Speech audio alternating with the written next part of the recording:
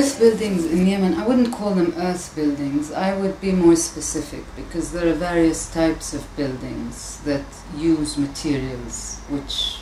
are from the very soil or the earth or the ground or mountains or wadis. Regarding mud brick architecture, which has been my speciality or point of interest for the last at least 25, if not more years,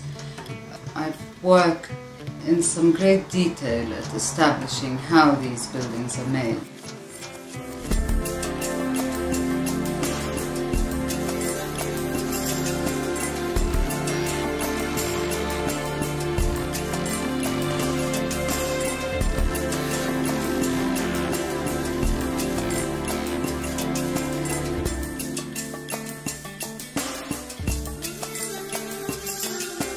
I'm not an historian, so I don't like to attach dates to buildings.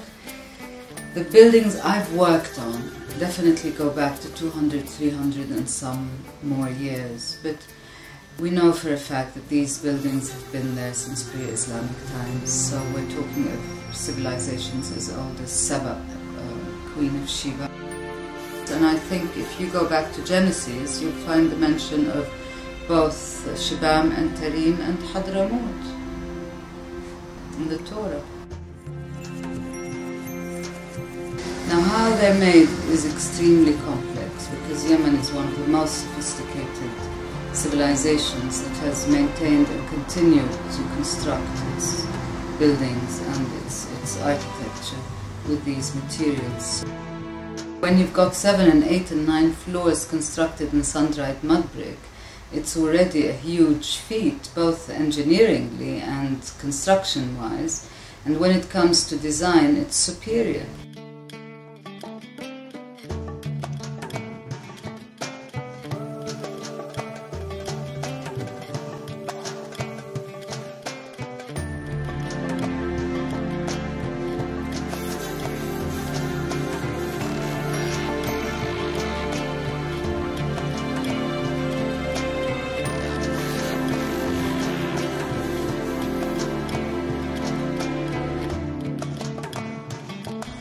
So, you know, whether you construct palaces in sun-dried mud brick and can build up to 40 rooms and 40 bathrooms in one building,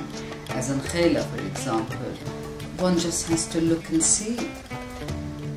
you know, why and what has made this so incredible and amazing.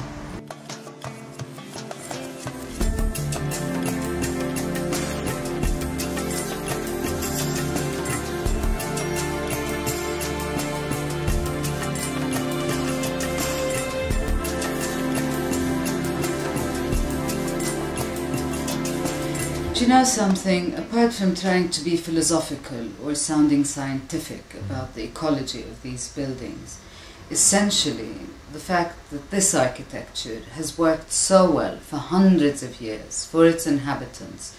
and it's an architecture that can identify as a culture, as a deep, profound culture, which is very closely related to the socio-economics of communities that have lived there and that have mastered and been the masters of this civilization for so long, I think in itself ought to acknowledge the importance of it, ecologically and otherwise. I think the best way to compare it ecologically, or to discuss it or identify it as ecologically viable or sound or sustainable, is just compare it with the ugly, mediocre, imported Western forms of buildings that are being used there, which are commercially viable because they fit into a more speculation market kind of economy. Culturally devoid, completely. It's not just that they are great because they're ecologically important. It's not that they are great because they are cheaper to build and because people know how to construct them. But it's because there's a very strong cultural, economic, social discipline related to the entire matrix that is built around them, you know, which makes these places very important, and it makes these places exceptional, and it makes these places comparable to any other beautiful city that you find in Florence or in Italy in the countryside.